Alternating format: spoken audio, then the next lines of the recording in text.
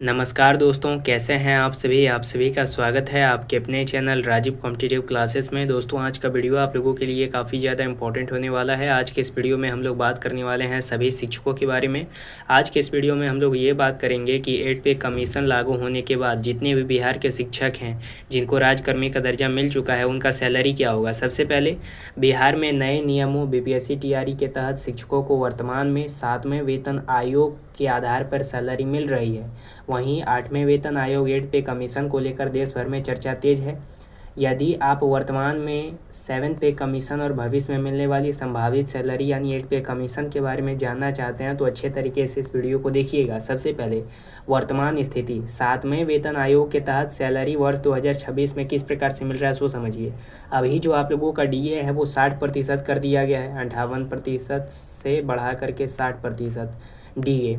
शहर के हिसाब से 16% तक HRA दिया। नए बहाल हुए शिक्षकों का वर्तमान सैलरी क्या होगा सो समझिए। प्राथमिक कक्षा के लिए अब यहाँ पे सबसे पहले 25,000 प्राथमिक कक्षा के लिए है। अनुमानित ग्रॉस सैलरी भत्ते के आधार पे देखिएगा तो 44,000 से लेकर के 48,000 होता है। इनहैंड सैलरी देखिएगा कटौती के बाद तो 38,000 से लेकर के 42,000 होता है।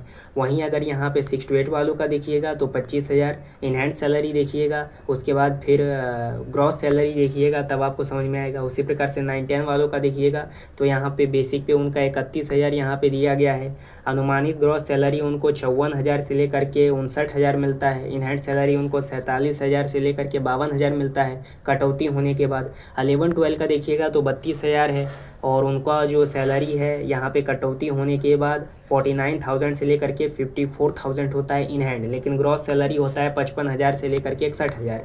नोट करने वाली ये बात है कि इन हैंड सैलरी इस बात पर निर्भर करती है कि शिक्षक की पोस्टिंग ग्रामीण इलाके में है या शहरी, जैसे पटना मुजफ्फरपुर इलाके में, क्योंकि शहर में HRA और CTA ज़्यादा मिलता है। इसके अलावा NPS जो है आप लोगों का 10% का कटौती करता है।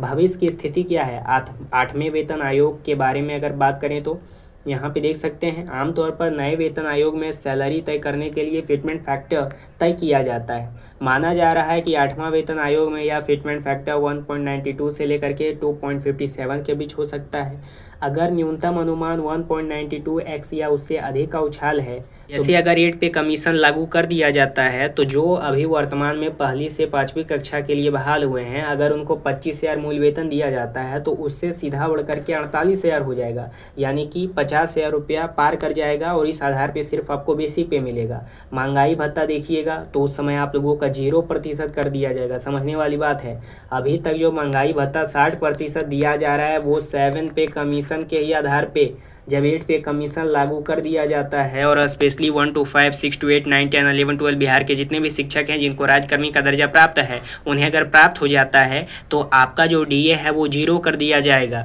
ना कि 60% के आधार पे आपको दिया जाएगा। अभी ही आपको मिलेगा बस। अनुमानित सैलरी क्या है 8वें वेतन आयोग को लेकर। इनहैंड सैलरी जो है 25% से बढ़ करके 35% तक आप लोगों का मिल सकता है। एक अनुमानित उदाहरण देखिएगा तो जिस प्रकार से 1 to 5 के लिए अगर इनहैंड सैलरी 25,000 है तो इससे बढ़ करके 52,000 से लेकर के 56,000 के बीच हो सकता है। तो वहीं जो 11-12 वाले हैं उनको 68,000 से लेकर के 75,000।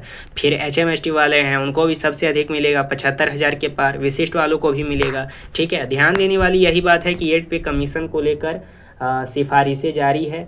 पूरा ऑल ओवर इंडिया में अभी तक पूर्ण रूप से इसको लागू नहीं किया गया है, बस सेंट्रल में किया गया है, स्टेट गवर्नमेंट पे छोड़ा गया है।